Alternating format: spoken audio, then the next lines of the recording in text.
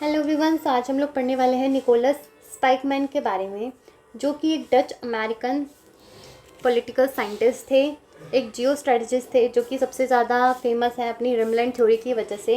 ये एक ऐसी थ्योरी है जो कि चैलेंज करती है मैकिंडर की हार्टलैंड थ्योरी को। पिछले लेक्चर में हमने स्टडी किया कि जो हार्टलैंड की थ्योरी है उसमें मैकिंडर एक्सप्लेन करते हैं कि पूरे वर्ल्ड में अगर एक नेशन को पावरफुल बनना है तो उसके लिए उसे हार्टलैंड को ऑक्यूपाई करना पड़ेगा। लेकिन वही रिमलैंड थ्योरी में जो स्पाइकमैन है वो ये इस चीज़ पर एम्फोसाइज करता है कि अगर एक नेशन को पावरफुल बनना है तो उसे रिमलैंड को पावरफुल बनाना पड़ेगा। ठीक है, रिमलैंड को ऑक्यूपाई करना पड़ेगा ताकि वो अपने आप को पावरफुल बना सके। सो अब हमें इसमें समझना है थ्योरी में कि रिमलैंड क्या होता है, क्यों उसको ऑक्यूपाई करना चाहिए, क्या है इसके अंदर कि उसको ऑक्यूपाई करने से एक नेशन बहुत पावरफुल हो जाएगा। ठीक है, सो स्टार्ट करते हैं। निकोलस जॉन स्पाइकमैन 1893 1943 इसका बर्थ और डेथ। फिर आता है डच अमेरिकन पॉलिटिकल साइंटिस्ट था ये, ड्रीमलैंड थ्योरी के लिए बहुत फेमस है। चैलेंज करता है मैकिंडर की हार्टलैंड थ्योरी को। ठीक है, और इसकी थ्योरी जो थी, इसका जो आइडियाज़ थे, इसने काफ़ी ज़्यादा यूएस की पॉलिसीज़ को शेप किया during the cold war era. Next आता है स्पाइकमैन की दो मेन किताबें याद करनी है पड़ेगी आपको, America strategies in world politics और geography of the peace. Next आता है स्पाइकमैन के geo strategic views in the detail. So introduction के बाद हम लोग इसके जियो स्ट्रेटजिक व्यूज़ बताएंगे डिटेल में। सबसे पहला है रिमलैंड थ्योरी, यानी कि while Mackinder emphasize the dominance of heartland यानी कि यूरेशियाज इंटीरियर, कि मैकिंडर ने कहा कि हमें हार्टलैंड को ऑक्यूपाई करना चाहिए पावरफुल बनने के लिए। लेकिन स्पाइकमैन ने अपना फोकस शिफ्ट किया focus towards the rimland. Rimland क्या होता है, ये यूरेशिया के कोस्टल एरियाज़ होते हैं जिसके अंदर मिडल ईस्ट आता है। ठीक है, जैसे कि ये क्या है अपना, इस टाइप से यहाँ पर मिडल ईस्ट है, ये इस तरीके से क्या है, ये पूरा वर्ल्ड हो गया। ठीक है, तो इसके अंदर कौन कौन से इलाके आते हैं, वेस्टर्न यूरोप वाला इलाका आता है, मिडल ईस्ट आता है, साउथ एशिया आता है, साउथ ईस्ट एशिया आता है, इसके अलावा ईस्ट एशिया आता है। यानी कि ये जो भी कोस्टल एरियाज़ है ना, ये सारा पार्ट है किस चीज़ का, रिमलैंड का। ये सारा पार्ट है किस चीज़ का, रिमलैंड का। तो ये हमारी पूरी रिमलैंड की थ्योरी का मेन एसेंस है कि रिमलैंड में होते कौन कौन से इलाके हैं। सो ये याद करने हैं, मिडल ईस्ट है, वेस्टर्न यूरोप है, साउथ एशिया है, साउथ ईस्ट एशिया है और ईस्ट एशिया है। He argue that these regions they were more important in controlling the world politics rather than that heartland, जिसके अंदर एशिया के कुछ पार्ट, यूरोप का जो इंटीरियर वाला पार्ट है वो आता है। नेक्स्ट आता है जियो पोलिटिकल फार्मूला। जैसे हार्टलैंड थ्योरी में मैकिंडर ने अपना एक फार्मूला दिया जो कि हमने स्टडी किया, one who rules the east Europe commands the heartland, one who commands the heartland commands the world island, one who commands the world island rule the world. इस तरीके से उसका एक था डिक्टम। सो वैसा ही इसका भी एक क्या है, जियो पोलिटिकल फार्मूला है। स्पाइकमैन रीफॉर्मुलेटेड मैकिंडर्स डिक्टम, यानी कि मैकिंडर्स के जो भी फ्रेजेस थे उसको इसने बदला और कहा कि one who controls the rimland rules the Eurasia. वाह, जो रिमलैंड को कंट्रोल करेगा वो यूरेशिया पर कब्जा करेगा, और जो यूरेशिया को कंट्रोल करेगा वो पूरे वर्ल्ड पे रूल करेगा। सो ये इसकी शायरी थी, बेसिकली ये इसका पूरा फॉर्मूला था कि one who controls the rimland rules Eurasia and one who rules the Eurasia controls the destinies of the world. तो इसने मैकिंडर के लॉजिक को बिल्कुल रिवर्स कर दिया। इसने कहा कि इसने रिमलैंड को पावरफुल एरिया बताया in comparison to the heartland. फिर है उसने एक्सप्लेन किया कि अच्छा मैं कब से रिमलैंड कर रहा हूँ, तो मैं तुम्हें एक चीज़ बताता हूँ कि रिमलैंड मैटर क्यों करती है, रिमलैंड जो है इम्पॉर्टेंट पार्ट है। तो स्पाइकमैन ने रीज़न दिए फॉर एम्फोसाइजिंग द रिमलैंड, जिसका सबसे पहला कारण है जियोग्राफिकल बफर, कि जो रिमलैंड है वो एक्ट करता है as a buffer zone between the heartland and the ocean. It is both a defensive barrier and an area of intense geopolitical context. So buffer zone क्या होता है, दो नेशंस के बीच का एक एरिया, यानी कि दो जगह के बीच का एक एरिया बफर जोन। सो जो रिमलैंड थ्योरी है इसके अंदर स्पाइकमैन कहता है कि ये जो रिमलैंड का एरिया होता है ना, ये एक बफर की तरह एक्ट करता है जो कि ओशियन और हार्टलैंड के बीच में लाई करता है। तो ये इसके क्या है, बेनिफिट है कि अगर किसी के पास रिमलैंड ऑक्यूपाइड है तो वो ओशन वगैरह को भी आसानी से कंट्रोल कर सकता है। ठीक है, नेक्स्ट आता है इसके अलावा पॉपुलेशन और रिसोर्सेज की। जो रिमलैंड वाला एरिया है वो बहुत ही डेंसली पॉपुलेटेड एरिया है, उसके अंदर बहुत सारे रिसोर्सेज भी हैं, और इसके अलावा वर्ल्ड के जो भी इंडस्ट्रियलाइज स्ट्रेटजिकली इंपॉर्टेंट नेशन है, चाइना, इंडिया, वेस्टर्न यूरोप, ये सारे क्या हैं, यहीं पर ही लोकेटेड है रिमलैंड में। नेक्स्ट आता है एक्सेस टू ओशन की। जो रिमलैंड है it has direct access to the world seas combining land and the sea power की रिमलैंड से हम सिर्फ लैंड पर ही नहीं बल्कि सी पावर को भी कंबाइन कर पाएंगे, making it a more dynamic than the heartland. कि हर्टलैंड पे तो सिर्फ हम लैंड को ही कंट्रोल कर पाएंगे, लेकिन रिमलैंड पे हम लोग सी को भी फोकस कर पाएंगे। नेक्स्ट है बैलेंस ऑफ पावर की स्पाइकमैन बिलीव करता है that no single power should dominate the rimland because control of rimland would enable as state to dominate Eurasia. In turn control of Eurasia would give that state overwhelming power on the global state.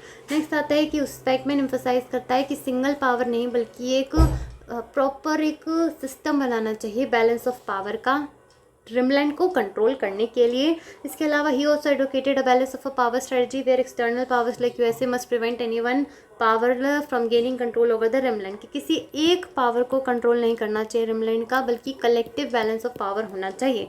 फिर आता है critic of Mackinder की जो rimland theory है उसके अंदर जो Spykman है वो मैकिंडर के काफ़ी ज़्यादा बुराई करता है। कहता है कि Spykman criticize Mackinder for underestimating the enduring power of sea power. की स्पाइकमैन बुराई करता है अपनी थ्योरी में मैकिंडर के बारे में कि तुमने अपनी थ्योरी के अंदर सी पावर पे बिल्कुल भी ध्यान नहीं दिया है, and for focusing too much on the heartland. कि तुम सिर्फ अपनी थ्योरी में पूरा टाइम हर्टलैंड कर रहे हो, तुमने सी पावर पे बिल्कुल ध्यान नहीं दिया। मैंने देखो अपनी थ्योरी के अंदर सी पावर को भी इंक्लूड किया है, मैंने तो कोस्टल एरियाज को भी इंक्लूड किया है, बफर जोन को भी इंक्लूड किया है, बैलेंस ऑफ पावर को भी इंक्लूड किया है, तो मेरी थ्योरी तुमसे बेहतर है। He also argued that heartland while vast was geographically constrained. उसने कहा कि तुम अपनी थ्योरी के अंदर हर्टलैंड के जो तारीफ़ें करी है उसके कितने सारे नुकसान है तुम्हें पता भी है। ये कितना ज़्यादा जोग्राफिकल कंस्ट्रेंड एरिया है, यहाँ पर कितनी ज़्यादा ठंडी रहती है, कितना ज़्यादा हार्श क्लाइमेट है, एकदम लिमिटेड इकोनॉमिक डेवलपमेंट पोटेंशियल है यहाँ पर। ठीक है, तो इस तरीके से ये बिल्कुल एक्सेस कर पाना थोड़ा मुश्किल है इस एरियाज़ को। ठीक है, डायरेक्ट एक्सेस नहीं है इसकी ओशन की। ठीक है, तो तुमने हर्टलैंड पता नहीं क्या सोच के इसकी हर्टलैंड थ्योरी बना दी तुमने। इस तरीके से स्पाइकमैन ने थोड़ी बहुत इसकी बुराई करी मैकिंडर की। नेक्स्ट आता है इसके बाद रोल ऑफ यूनाइटेड स्टेट। फिर आता है कि स्पाइकमैन बिलीव करता है कि the US was naturally a maritime power but would need to engage actively in the Eurasian affairs, maintain naval supremacy, forge alliances in the Rumland to contain potential hegemony threats such as Nazi Germany, Soviet Union.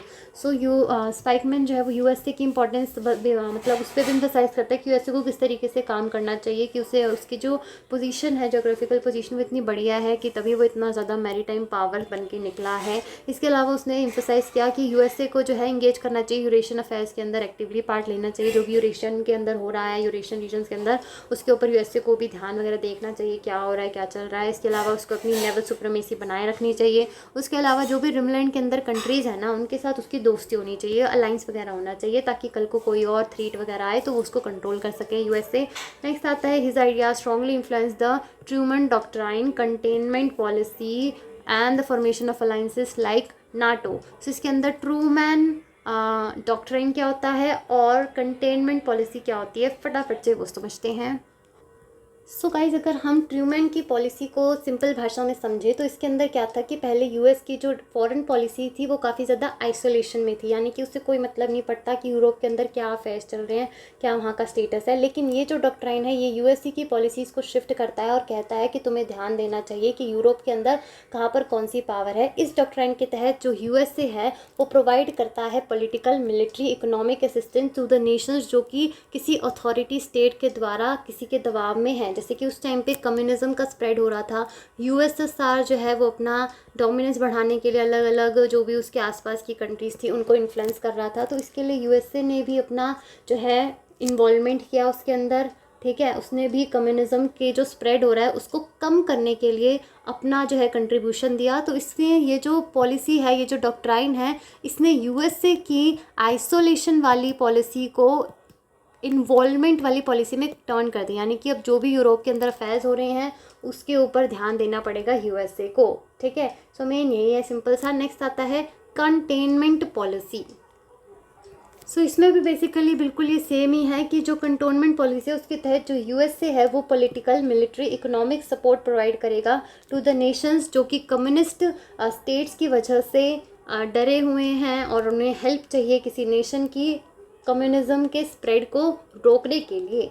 ठीक है, सो ये basically इतना important नहीं है। Main हमें ये पता होना चाहिए कि इसकी जो थ्योरी है इसने एम्फसाइज किया ट्रूमैन डॉक्ट्राइन पे, कंटोनमेंट पॉलिसी पे, यानी कि यूएसए को जो है यूरोपियंस के अफेयर्स के अंदर इन्वॉल्व करना पड़ेगा। जो नेशंस कम्युनिज्म को प्रमोट कर रही हैं उनके खिलाफ जो है युद्ध करना पड़ेगा, साइलेंट युद्ध, मतलब प्रोवाइड करना silently aid to the other countries जो कि वीक हैं। नेक्स्ट आता है इसके अलावा इसका जो हम लोग क्या पढ़ रहे हैं, इसका role of the United State. So इसमें हमने यही देखा कि किस तरीके से स्पाइकमैन की पॉलिसीज़ का प्रभाव यूएसए के ऊपर पड़ा। सो ये टॉपिक हमारा यहीं ख़त्म। नेक्स्ट आता है इसके अंदर अगला जो कि टॉपिक स्टार्ट होता है, that is geopolitical division of Eurasia. ठीक है, जियोपॉलिटिकल डिवीज़न ऑफ यूरेशिया के अंदर हम लोग बात करते हैं कि स्पाइकमैन ने डिवाइड किया यूरेशिया को 3 जोन में। एक है इनर क्रीसेंट जिसको उसने रिमलैंड कहा, एक है हार्टलैंड और एक है आउटर क्रीसेंट। ठीक है, जिसके अंदर ब्रिटेन, जापान और यूएस जैसी कंट्री आती है जो कि बैलेंसेस की तरह एक्ट करती है। ठीक है, तो अगर हम एक बार इसको ऊपर फोकस करें इनर क्रीसेंट, हार्टलैंड और आउटर क्रीसेंट की location, so let us study that. So guys यहाँ पर आप लोग देख सकते हैं ये चीज़ क्या है, हार्टलैंड है। ये पूरा एरिया क्या है, रिमलैंड है। ठीक है, इस रिमलैंड को कहा गया है इनर क्रीसेंट। ठीक है, इसको कहा गया है इनर क्रीसेंट। और ये जो पूरा एरिया है आउटर क्रीसेंट है जिसके अंदर बैलेंसर्स आते हैं। बैलेंसर्स यानी कि यूएस, मैरीटाइम कंट्रीज जैसे कि ब्रिटेन, जापान। ठीक है, सो ये पूरा रिमलैंड थ्योरी का डायग्राम है जिसके अंदर हमने हार्टलैंड, रिमलैंड को शो किया। इसके अलावा ये क्या है, आउटर क्रीसेंट। ठीक है, ये थोड़ी अलग भाषा में दे रखे, इसको हम लोग इरेज कर सकते हैं। ठीक है, यहाँ पे हम लोग लिख सकते हैं आउटर क्रीसेंट। ठीक है, आउटर क्रीसेंट यहाँ पे लिखना है हमको साउथ अमेरिका और यहाँ पे हमने लिख दिया नॉर्थ अमेरिका। ठीक है, ये पूरा डायग्राम हो गया। ठीक है, नेक्स्ट आता है अपने पास अगला topic strategic choke points like Mahan and Mackinder. Spykman also emphasize the importance of the maritime choke points जैसे कि Suez canal, Malacca strait that link the different part of the Rimland and the global trade route. So Spykman के हिसाब से भी कि जो इनके पास control कर पाएगा चॉक पॉइंट्स को, वो एक पावरफुल डोमिनेंस इस्टेब्लिश कर पाएगा वर्ल्ड के अंदर। नेक्स्ट आता है स्पाइकमैन की लीगेसी और मॉडर्न रेलेवेंस। तो इसके अंदर हम लोग एक्सप्लेन करेंगे कि स्पाइकमैन की जो रिमलैंड थ्योरी है वो कॉर्नरस्टोन बनी of the US strategy during the cold war with the policies aimed at कि हमें जो है सोवियत एक्सपेंशन को कंट्रोल करने का प्रयास करना है। यूएसए की सोच थी ये कि हमें सोवियत का जो एक्सपेंशन हो रहा है उसको कम करना है। Engaging in the regional alliances, NATO in the Europe, सियाटो in the Asia. तो इसने पहले जो काफ़ी ज़्यादा आइसोलेशन में रहता था, उससे यूरोप के अफेयर्स के साथ कोई मतलब नहीं है, लेकिन इस थ्योरी से इंस्पिरेशन लेके और धीरे धीरे करके जो यूएसए के लीडर्स के अंदर जो चेंजेस हुए उसके थ्रू उनका जो इन्वॉल्वमेंट है अलग अलग अफेयर्स में, एशिया के अंदर क्या चल रहा है, यूरोप के अंदर क्या चल रहा है, उसके ऊपर फोकस हुआ। इन्होंने रीजनल अलाइंसेस वगैरह फॉर्म किए जैसे नाटो वगैरह फॉर्म किया। ठीक है, नॉर्थ अटलांटिक ट्रीटी ऑर्गेनाइजेशन, ये सब।